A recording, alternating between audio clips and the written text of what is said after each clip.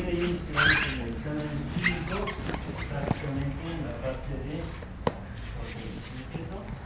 Habíamos dicho que la presencia de proteínas no es normal en orina, pero cuando existe este resultado, ¿no?, en la tira reactiva por cruces, como ven acá, 1, 2, 3, 4 cruces, no se infiere de que hay una cantidad, ¿no?, aproximada de proteínas en orina anormal.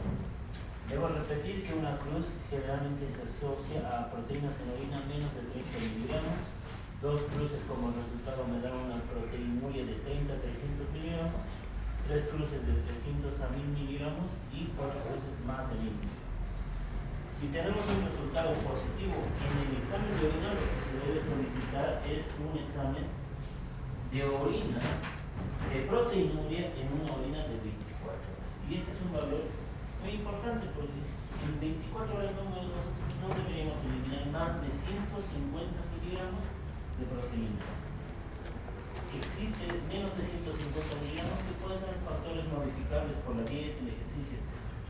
Pero cuando es más de 150 ya se considera anormal, ¿no? Por ejemplo, si nosotros tenemos un paciente con un resultado, como nos va a salir tal vez en la próxima semana en pacientes diabéticos, de 3 cruces, eso ya me hace pensar, ¿no?, que probablemente, ¿no?, esté entre 300 y 1000 miligramos de proteinuria, que prácticamente es más de 150 y se considera anormal. Las causas no renales o causas no patológicas, se podría decir, ¿no?, en realidad causas no renales de proteinuria, como les decía, es el ejercicio intenso, una fiebre, ¿no?, erupciones cutáneas, entre otras. Ahora, las causas de proteinuria generalmente están asociadas ¿a qué? A daño en una parte específica de la nefrona. ¿En qué parte? En el glomérulo renal. Si nosotros tenemos proteinuria, nos indica una glomerulopatía, o sea, una enfermedad de glomérulo, ¿no? Es la más común, ¿no? Dice 90%, pero existen otras causas menos, ¿no?, frecuentes, como dice la presencia de proteinuria por lesión tubular, tenemos por sobreproducción, ¿no?, posterior al ejercicio, postprandial. Muy bien, vamos a pasar a lo que es la glucosa, ¿no? Generalmente no debería existir glucosa en la orina, pero tenemos que conocer qué es lo que sucede cuando hay la presencia de glucosa en la orina. Este término, que es umbral renal para la glucosa, y lo hemos visto en clases esta semana, ¿no? El umbral renal para la glucosa es el nivel de glucosa en sangre, ¿no?, a partir del cual existe glucosuria. ¿Eso qué significa? Generalmente, ¿no?, o normalmente la glucemia en ayunas o glucemia basal para cualquier persona normal debe oscilar entre 60 y 100 miligramos sobre decilitro. Cuando la glucemia está entre 100 y 126 miligramos o 100 y 125 miligramos, se conoce como el término de hiperglucemia o prediabetes. Cuando la glucemia está más o igual a 126 miligramos, esta ya se conoce como diabetes. Pero cuando esta glucemia está alcanzando, ¿no?, alrededor de los 200, 180 miligramos, ya no se reabsorbe una parte de la glucosa a nivel del túbulo renal. ¿Qué quiere decir eso? Que si no se reabsorbe una parte de la glucosa, esta se va a ir eliminando por la orina.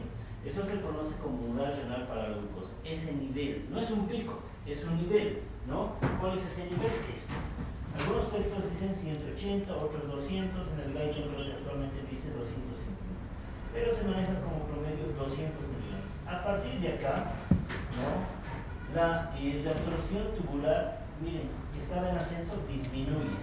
Y si disminuye, ¿qué quiere decir? Que va a haber excreción, empieza a haber excreción de glucosa en la orina.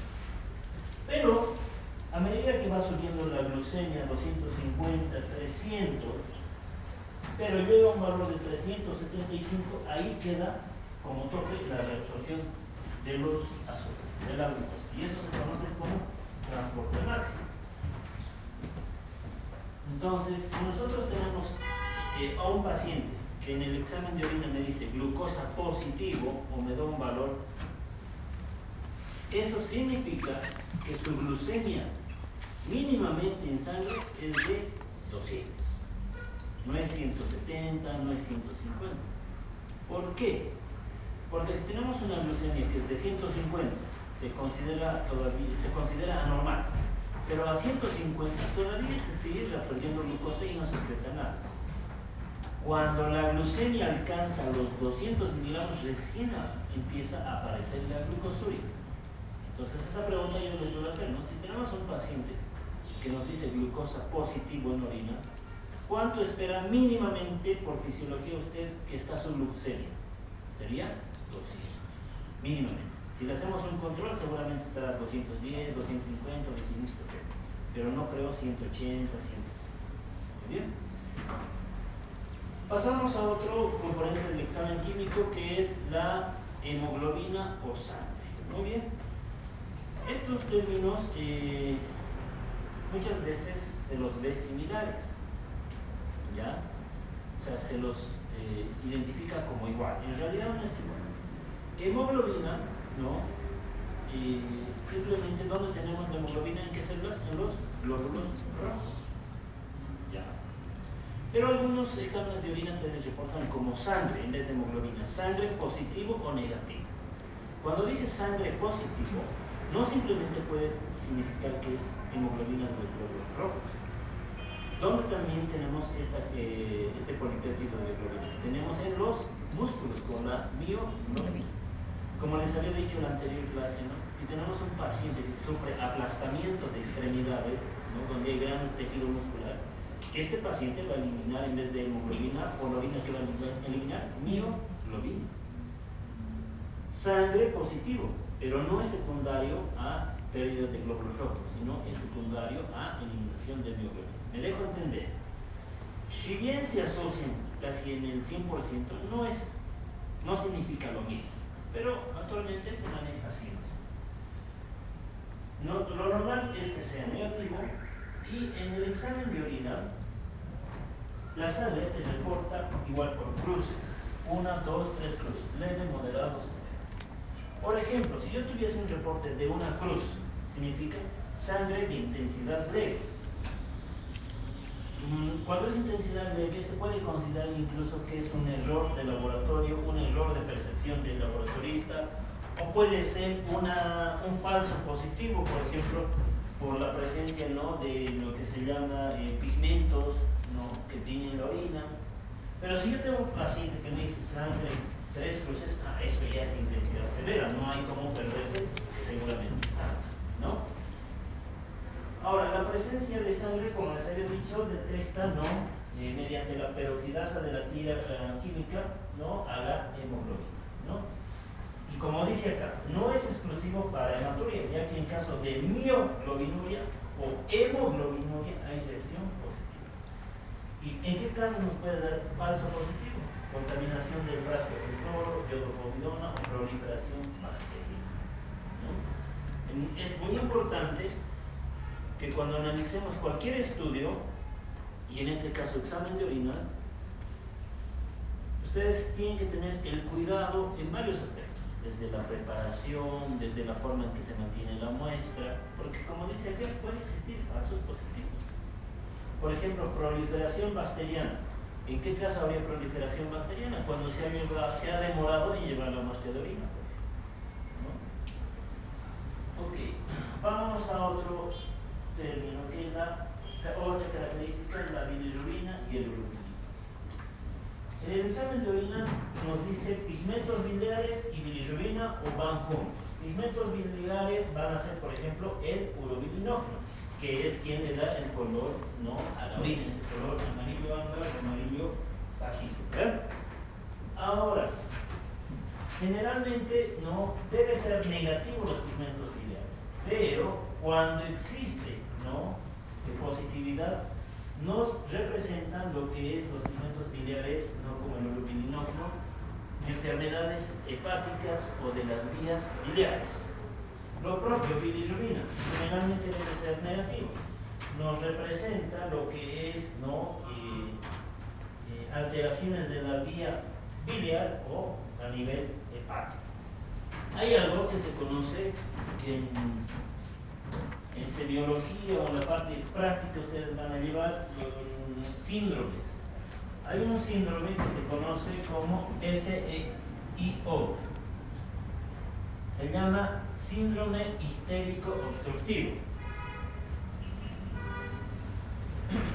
Un síndrome es un conjunto de un conjunto de síntomas o signos que tiene como causas múltiples enfermedades, o sea, no solo es una causa de enfermedad. Entonces, el síndrome histérico obstructivo se manifiesta por 3 signos o síntomas. Uno que es ictericia, otro que es alcoholia y el tercero que es coluria. En el siguiente año, en tercer año de semiología, van a aprender varias triadas dentadas de síndromes. Ustedes van a tener que memorizarse, pero no es tanto memorizarse, sino es aplicar la fisiología. A ver, si yo tengo un paciente que dice un síndrome histérico obstructivo, significa, ¿no?, que hay una obstrucción de las vías biliares. Por ejemplo, por un cálculo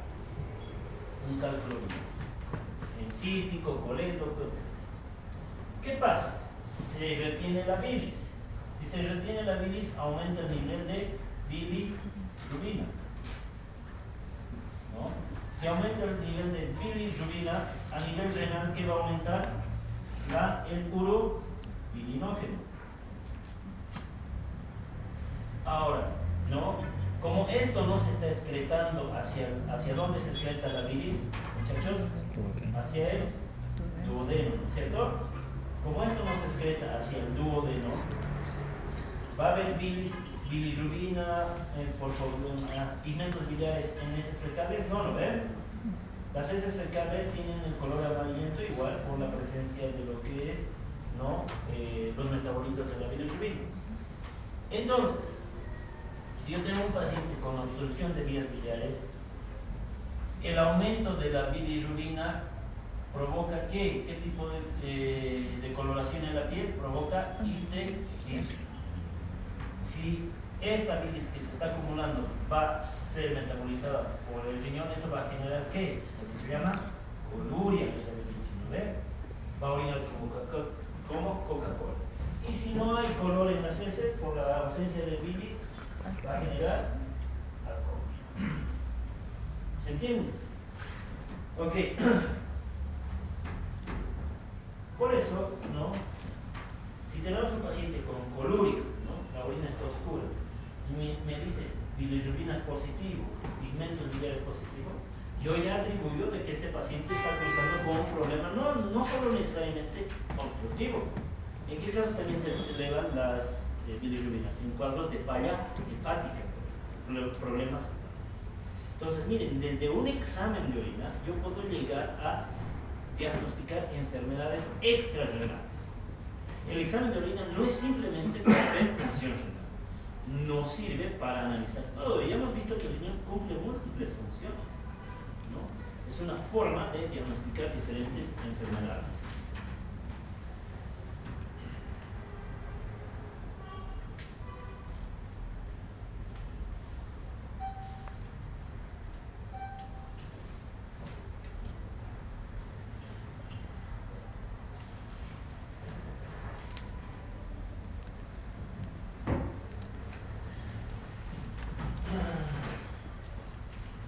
Bueno, el urobilinógeno, ¿no?, también nos reporta a veces en el examen de orina, puede estar aumentado no solo en enfermedades hepáticas, también en anemias hemolíticas. ¿Qué es hemólisis? Es destrucción de los glóbulos rojos, ¿no? Y así en una variedad de patologías. Vamos con otro componente que es los cuerpos cetónicos. ¿Bien? Los cuerpos cetónicos. Estas cetonas, muy bien, los cuerpos cetónicos aparecen de la degradación de grasas por la beta-oxidación, o sea, en un proceso también llamado gluconeogénesis. Como hablábamos el día de ayer, en ciertas circunstancias, cuando el organismo tiene falta de glucemia o falta de glucosa, no en sangre, y se le acaban las reservas de glucosa, como el glucógeno, el paciente o el organismo empieza a sacar glucosa desde las grasas y las proteínas, pero esto tiene un costo. ¿Cuál es ese costo? Se generan los cuerpos cetónicos. ¿Cuáles son? Son estos tres que les decía ahí, el ácido acetoacético, ¿no? La acetona y el beta-hidroxibutírico o butirato. ¿Bien? Generalmente no debe existir cuerpos cetónicos en orina. ¿En qué casos habría cuerpos cetónicos? En ayuno y en una diabetes descompensación. Por ejemplo, si nosotros entraríamos en una huelga de hambre, estamos 2-3 días, ¿no?, en huelga de hambre y nos hacemos un examen de orina, es muy probable que el examen de orina nos salga con cetonas positivo. Ahora, en un diabético, por ejemplo, si el paciente es diabético y me dice cuerpos cetónicos, no debería existir. Si es que existe cuerpos cetónicos, además de que el paciente está en hipoglucemia, está entrando en un proceso llamado acidosis metabólica. Otra característica es la presencia de nitritos. Los nitritos se producen cuando las bacterias reducen los nitratos urinarios a nitritos. ¿Quiénes pesan? La mayoría de los gram negativos y algunos gram positivos. Realizan esta conversión por la nitrato reductasa. Entonces, si los nitritos generalmente no existen en orina, pero cuando existen, sugieren que existen bacterias gram negativas. ¿Cuál es la bacteria más frecuente que genera infección urinaria, por ejemplo? Se llama la Escherichia coli, ¿no? Esa es la que generalmente, ¿no?, en casi el 80% es la causa de las infecciones urinarias. Entonces, les pregunto, si yo tengo un paciente con examen de orina que dice nitritos positivos, ¿ustedes qué infieren? ¿Qué está pasando? ¿Qué patología tiene este paciente? Una infección urinaria. La segunda pregunta es, ¿qué pasa si el examen de orina me dice nitritos negativos? Pero la clínica, o sea, la sintomatología del paciente me dice que es posible una infección urinaria, como el caso clínico. El caso clínico dice, paciente que se queja de dolor al orinar, tiene aumento de la frecuencia miccional, ¿no?, las orinas son fétidas, le hacen examen de orina y dice nitritos negativos. ¿Es o no es infección urinaria? ¿Qué creen? Siempre tienen que recordar que la clínica, o sea, la sintomatología es la que manda. Y segundo, el hecho de que los nitritos sean negativos no descarta que el paciente no tenga infección urinaria, porque dice ahí la mayoría de los gram negativos, no dice todos, y algunos gram positivos. Si bien la E. coli es la causa más frecuente, pero otras bacterias no van a dar un resultado de nitritos positivos. Entonces, ¿qué quiero que observen en esta parte? Que no necesariamente siempre va a haber nitritos positivos en una infección urinaria, porque no todas las bacterias van a reducir los nitratos. ¿Me entienden? ¿Bien? Muy bien. Hasta ahí es el examen químico. Ahora pasamos a la tercera parte del examen de orina, que es el examen microscópico o examen de sedimento. Como lo dice su nombre, es un examen que se lleva al microscopio. Se agarran las muestras de orina, se los lleva a tubos de ensayo y se los lleva a una centrifugadora. La centrifugadora hace que la orina se sedimente en el fondo, se retira todo el líquido sobrenadante y lo que está en el fondo se pone a un portaobjeto y eso se analiza al microscopio. ¿Bien? ¿Qué es lo que vamos a buscar en el examen microscópico? La presencia de células, bacterias, cristales, cilindros y otras cosas. Glóbulos rojos, blancos, células interiores, cilindros, bacterias y aquí falta cristales. Glóbulos rojos. Normalmente en orina, ya por fisiología, ¿debería haber glóbulos rojos en orina? No, ¿verdad? Pero se dice que se acepta, hasta se tiene un permiso, un límite de menos de 5 células por campo, o en algunos casos te dice hasta 3 células por campo. Dice que eso es lo permitido. Cuando esta está más de 3 o más de 5, ¿no?, de 5 a 100 células de glóbulos rojos, ¿no?, como se ve acá por campo, se llama microhematuria. Cuando está más de 100 células por campo, se llama macrohematuria. Ahora, estas dos son micro y macrohematuria microscópica. Existe también lo que se llama la hematuria macroscópica. ¿Cuál será la diferencia? La microscópica es aquella que solo la podemos observar al microscopio. Orina físicamente amarillo el paciente, pero le haces el examen de orina con el examen de microscópico y hay glóbulos rojos. Es una hematuria microscópica que solo es observable al microscopio. Pero existe también la hematuria macroscópica. ¿Eso qué significa? Que el paciente te dice, doctor, estoy orinando con sangre. Y evidentemente orinan con sangre. O sea, orinan prácticamente sangre. Es una hematuria visible al ojo humano. ¿Muy bien? ¿Cuál es la causa de sangre en la orina? Por fisiología, ¿cuál sería la causa de la sangre en la orina? El daño en la membrana de filtración. Normalmente no debería haber. ¿Por qué no debería haber normalmente sangre en la orina? Porque existe una barrera de filtración que evita el paso de glóbulos rojos. Esa barrera de filtración tiene tres partes, ¿no? Tres partes. Entonces, si yo tengo sangre en la orina, supongo que hay un problema. ¿Dónde? En el túbulo proximal, en el túbulo distal, en el glomérulo. ¿Dónde? ¿En dónde? Glomérulo. En el glomérulo. Al igual que proteinuria significaba daño en el glomérulo, hematuria significa daño glomerular. Pero aquí hay un ojo. Si bien el 80 a 70% de hematuria es de causa nefrológica, ¿qué significa a nivel del glomérulo? Hay un 17 a 20% que la causa es urológica. O sea, que no proviene específicamente del riñón. Ahí están las posibles o los posibles orígenes de la nefrológico significa que compromete los riñones. En tu caso, glomerulopatías, ¿no? Infecciones, que son las más frecuentes.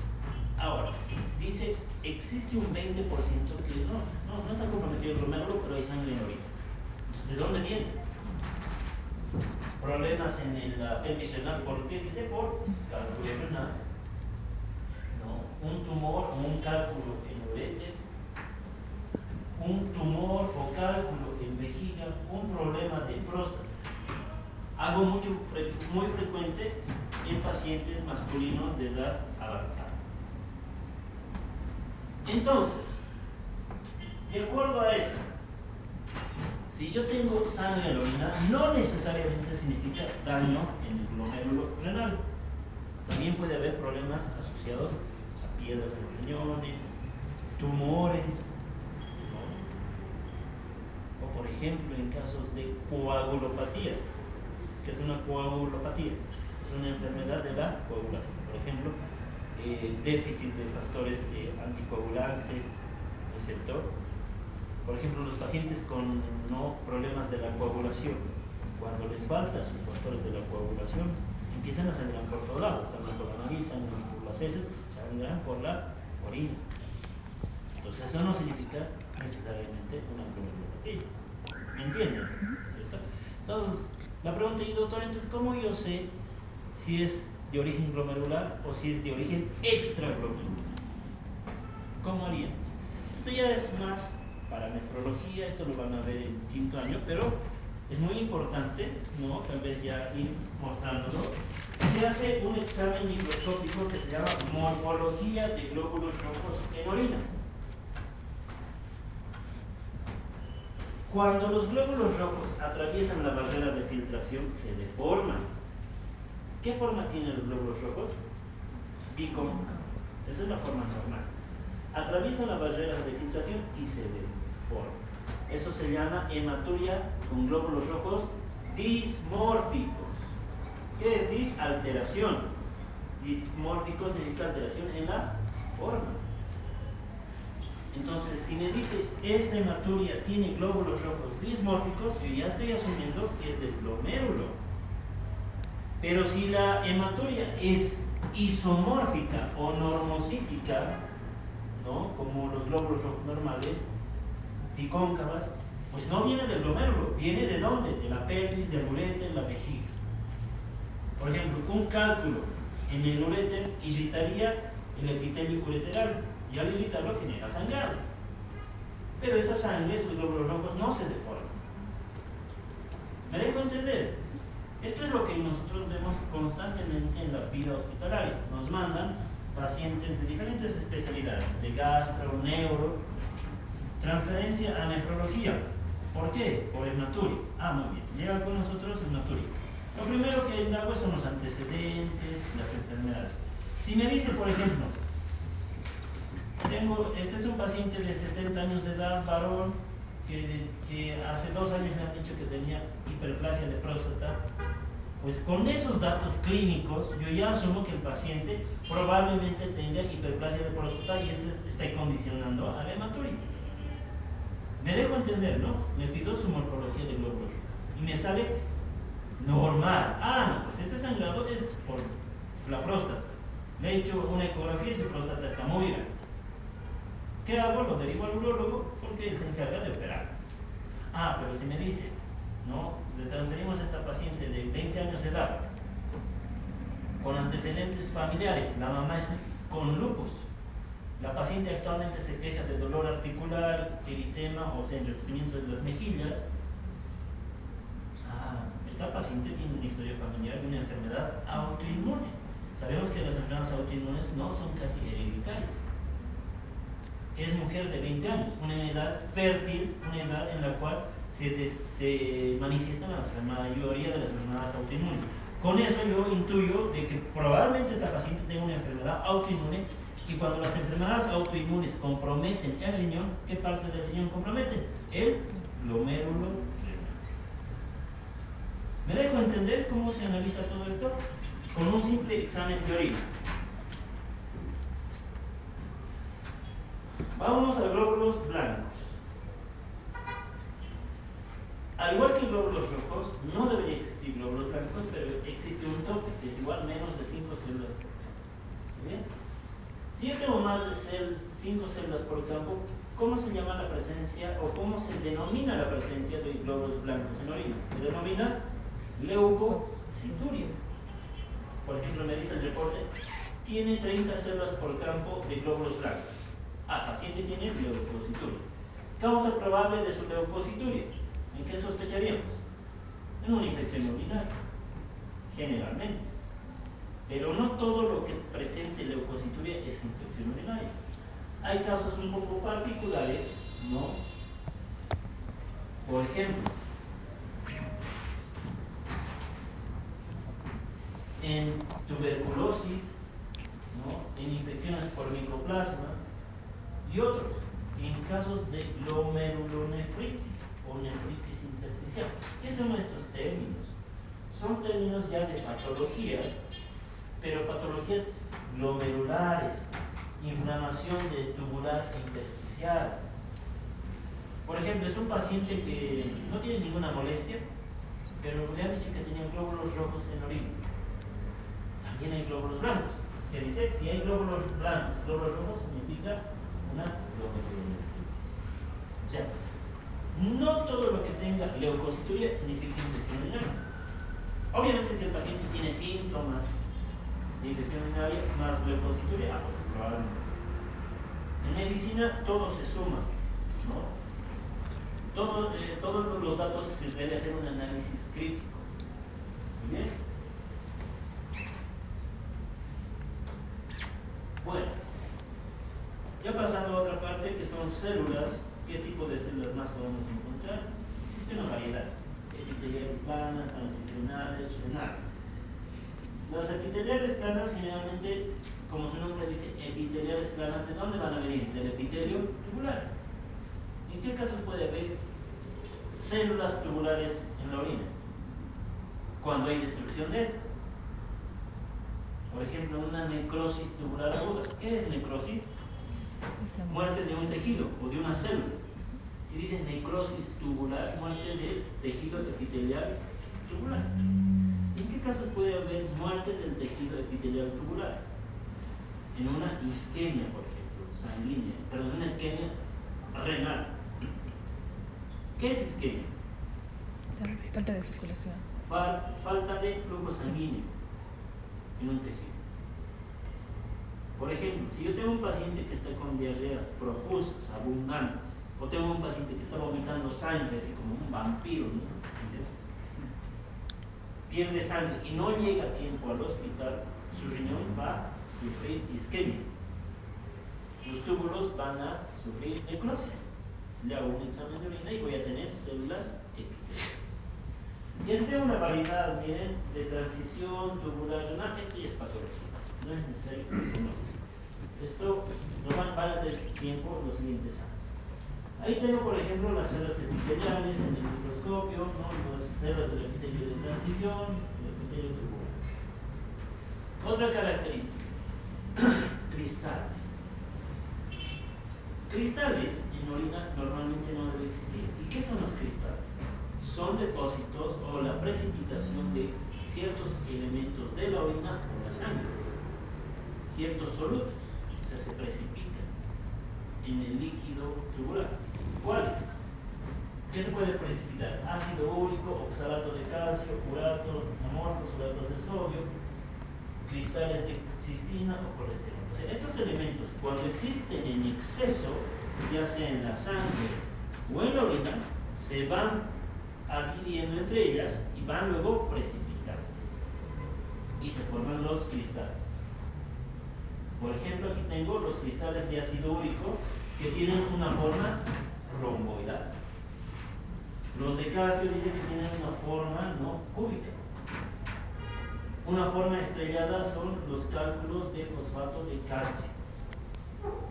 Y así una variedad.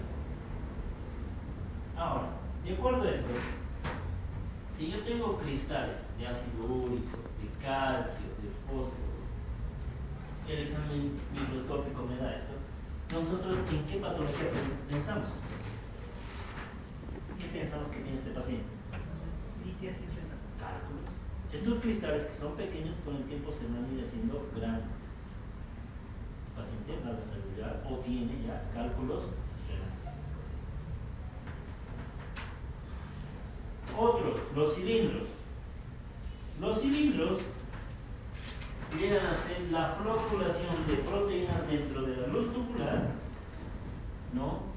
Específicamente en el túbulo distal el colector con ciertos elementos, ya sean células, solutos, etc. ¿Qué es floculación? Habíamos dicho que las proteínas normalmente en la orina no existen, pero también hemos dicho que a nivel de los túbulos se pueden producir ciertas proteínas, específicamente en el asa ascendente de Henle. ¿Qué proteína se forma a ese nivel? Y se secreta. La proteína de Tan-Horst. ¿Bien? Esta proteína, ¿no? Al secretarse y unirse con células o solutos, forma cilindros. Por ejemplo, si yo tengo un paciente que está eliminando del glomérulo los túbulos, glóbulos rojos, se añaden a la proteína de transversal y forman un cilindro. ¿Cómo se va a llamar ese cilindro? Cilindro eritrocitario. Si se unen a glóbulos blancos, leucocitarios. Si se une a colesterol, cilindros grasos. Por ejemplo, aquí tengo un cilindro hialino, un cilindro granuloso, cilindro serio, ¿bien? Cilindro de glóbulos blancos y cilindro de glóbulos rojos. Muy bien.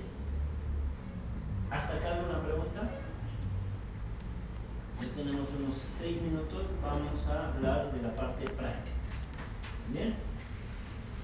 Ahí, este es un examen de orina normal. Bueno, no sé si es normal, pero veamos por partes.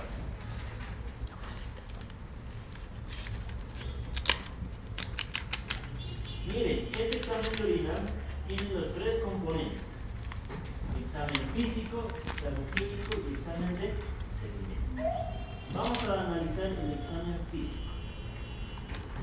Miren, el examen físico nos da las características que hemos visto. Color, ustedes me van diciendo, bien o mal, ¿está normal o pasado? Amarillo claro. ¿Qué tal el color? Bien. Normal. Aspecto, dice. Turbio o lechoso. ¿Cuál es el aspecto normal de la orina? Límpido, transparente.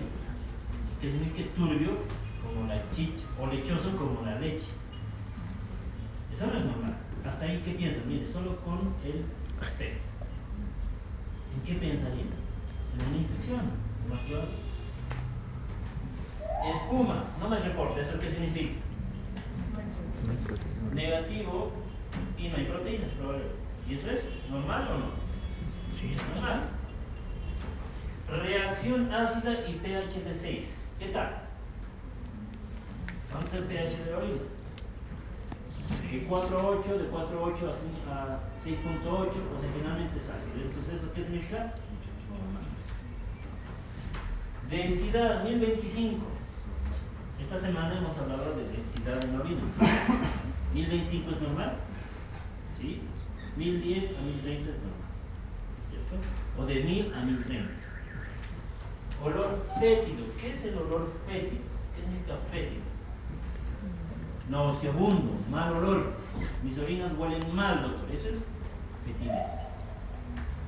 Hasta ahí, miren. Solo con examen físico. Solo con la primera parte. ¿En qué sospechamos en el paciente? En infección urinaria. Pero para una infección urinaria necesitamos clínica del paciente, lo que nos dice el paciente, el examen de orina que nos falta terminar de interpretar y un cultivo de orina, donde se vea el desarrollo del gen. Muy bien. Vamos con el examen químico.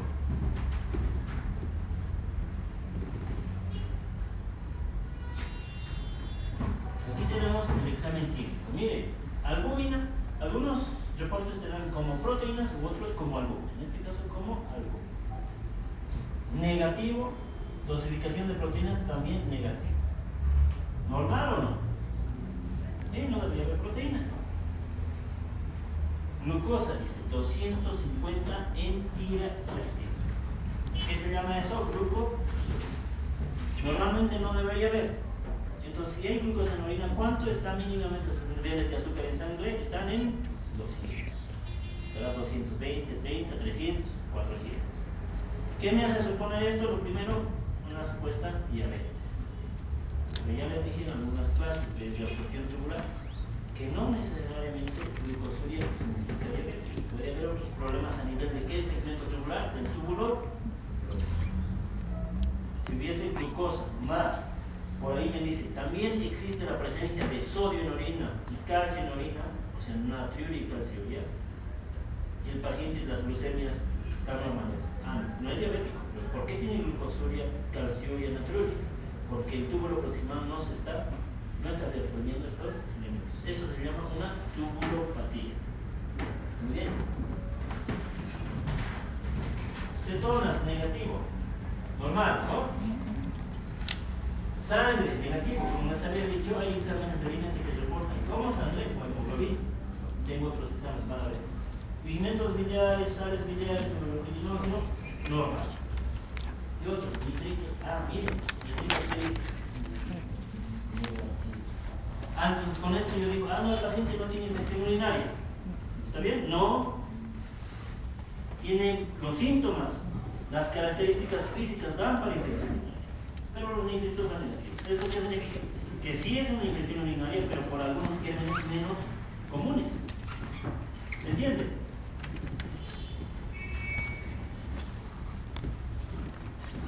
Por último, vamos a la parte del examen microscópico.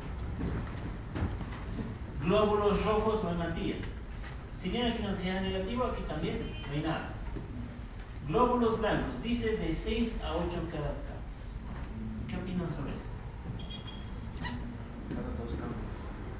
Cada dos campos, ¿no? Eso sería como de 3 a 4 por campo, ¿no es cierto? Como que está en el límite. ¿Cómo le va a dar? De 6 a 8. Está como en el límite. ¿No es cierto? Ahora, por acá, todo lo que es cilindros, granulosos, depositarios, todo eso, negativos. ¿Qué pasa, Luis? No vi. Bacterias escasas. O sea, no hay bacterias. Pero aquí miren, dice otros, gran cantidad de levaduras en quemación. ¿Qué son levaduras? ¿Son bacterias? No, son hongos. Entonces, este paciente probablemente tiene una infección urinaria por hongos. Por eso, la leucocituria, los nitritos nos salen casi negativos. ¿Se entendió? Muy bien, vamos a otro, a ver. Miren, aquí hay otro.